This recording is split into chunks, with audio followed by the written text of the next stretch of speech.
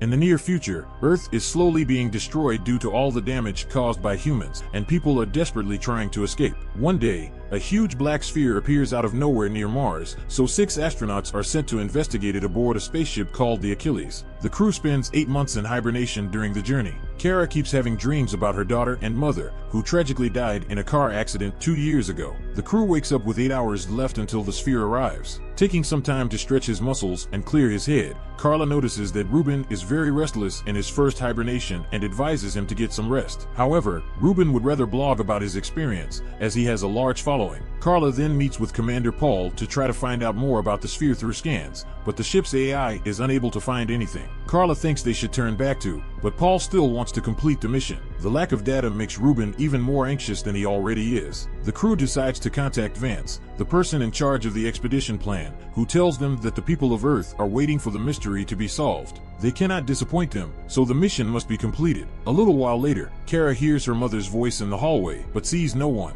At the same time, Ruby is startled by an eerie whisper in the room. As Kara enters the room, Vance calls from the video and tells her that Kara seems very nervous and is worried. As Kara assures him that it's okay, connection is suddenly lost and the ship's AI announces that the bullets are causing an anomaly. Carla runs up to the main deck and finds a mysterious sphere. The sphere shoots extremely bright beams of light into the ship, causing various problems with the ship's systems. The rest of the crew stay on deck, with Tez noting that the light appears to be a means of guiding the ship. As the ship continues to approach, the AI picks up sounds emanating from the sphere. When Carla analyzes it, she deciphers a message that reads Deus, Latin for God, repeatedly. Ruben panics and asks the crew to turn back before storming out of the ship's room. Kara suggests aborting the journey and waiting for the AI to repair communications to let Vance know if it's a hostile alien, but Paul decides they should continue on. Later, the crew checks on Ruben and finds him crying in the hallway. He is still panicked and says that the light is the judgment day sent by God and that he knows it because a voice told him so. Before departing, Ruben again requests that the mission be aborted in. The crew then discuss their theories, and Wolf says that it is their duty to find out what the ball is. If it turns out to be an alien that's been trolling them, they'll just have to blow it up. Paul watches this on camera and calls Wolf on deck, telling not to speak of the explosion again. As the ship is approaching the sphere, Carla and Ruben hear the voice again. Wolf takes Carla to her room, where Carla explains that she has had headaches since the car accident, but does not mention the voices. Their conversation is interrupted by Tez, who tells them that Carla is missing. Carla joins the search, ignoring Wolf's concerns about her health. The team splits up, leaving Tez to check the cargo hold. Ruby is hiding behind some containers and is surrounded by lights while she performs a ritual to calm the voices in her head. He has a series of religious symbols inscribed on his skin. When Tez finally finds him, she screams in terror, so Carla and Wolf run to find her. However, when Carla arrives, it is too late. Tez lies dead on the floor with his intestines ripped out. Ruben realizes that Carla has been spying on him, and when Wolf arrives, he takes her hostage, threatening to kill her as well. Ruby, in despair, tells that they cannot be saved, and that if they land on the orb, they will join the genocide of the gods. She also claims that the ship should be taken away from Paul, as he is clearly hiding something. At that moment, Paul appears behind Ruben and, without hesitation, shoots Ruben, killing him instantly. He then tells Wolf to take 2 body bags, showing no emotion at the loss of 2 crew members. Grabbing Ruben's knife, Carla follows Paul into the elevator, asking him if he really knows something. Paul replies no, and becomes angry when he senses that she wants to abort the mission, but reminds her that orders are orders. Upon arriving at the room, Carla panics and confronts Paul about his callous attitude towards the death of their teammate, but Paul just leaves. Wolf decides to place the body in a proper hibernation chamber instead of putting it in a body bag. With 3 hours left to reach the sphere, the crew removes the main structure of the Achilles sphere and remains in a small ship to make navigating the sphere easier. Carla notices some kind of structure on the sphere, but cannot figure out what it is. When the ship finally lands on the sphere, comms work again and the crew receives a call from Vance. He informs them that tens of thousands of unidentified structures like the one Kara saw have appeared all over the planet, but they don't appear to be an invasion. Vance is convinced that the spheres are behind it and wants the crew to solve the mystery as soon as possible. Paul orders Wolf and Kara to investigate, but Sean points out that they also need scientists and volunteers. The trio suit up and exit the ship, while Paul watches them through a camera. The sphere is completely dark, so they can't see very far, and Kara's scanners can't read anything. When she touches the ground, she says it is not an element known on Earth. Paul sends them to check the structure of the building, and when they look closer they realize it is a gate. Suddenly, a bright light starts to glow within the gate, so Wolf fires a flare to get a closer look at the rest of the building. A symbol appears called an event horizon, which represents the boundary where an event has no effect on observers. Carla calls it the end of existence and scans the gate to see that it is made of the same material as the sphere. At that moment, the crew hears a strange sound that should not be possible in a vacuum. Paul tells them that the ship's AI is receiving a transmission and transmitting it through the communicator.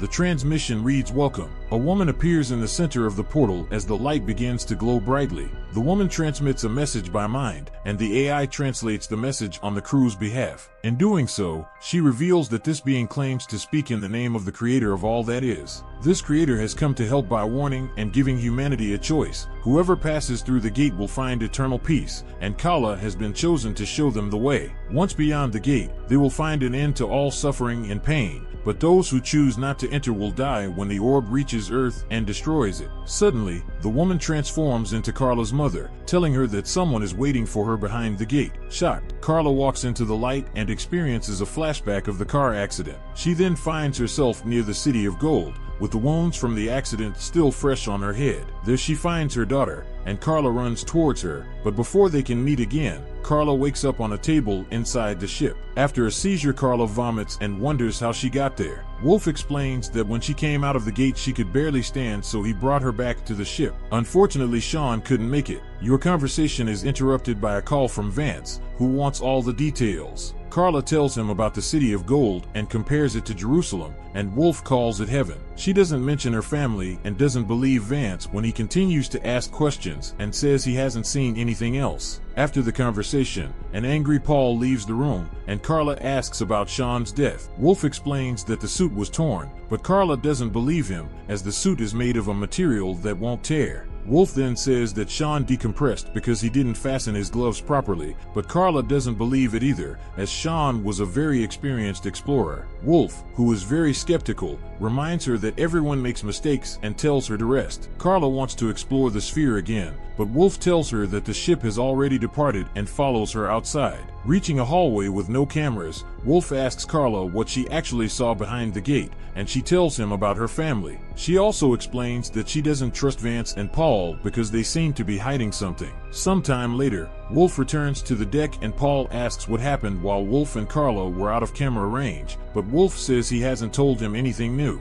Paul becomes suspicious and reminds Wolf to follow orders. As soon as the ship leaves the sphere's orbit, the AI announces to the crew that the crew should be ready for hibernation within the hour. Carla, after grabbing Ruben's knife, goes to the capsule and examines Sean's body, especially his suit. She then uses the knife to break the lock on Paul's room and enters the room to search for clues. Paul spots her on the security camera and has Wolf follow her. In Paul's room, Carla finds a gun and some very interesting files. Soon Wolf appears in front of the room and Carla stops him at gunpoint. After reading the file, she finds out that he is a former soldier of an elite corps and was once known as the best soldier. Wolf, however, explains that he has been left behind in the past and denies knowing anything about the orb. Carla forces Wolf to return to the main deck and points her gun at Paul instead. He points out that this is mutiny and the punishment is death. Carla then gets revenge by revealing that Sean was killed in a gunshot. She believes Wolf did it because he was an assassin. The tense moment is broken by a phone call from Vance, who promises that he is not her enemy and claims that all of his scientists believe that she really saw the sky. He also plays a video of Earth's people gathering in the streets, desperately trying to leave the planet,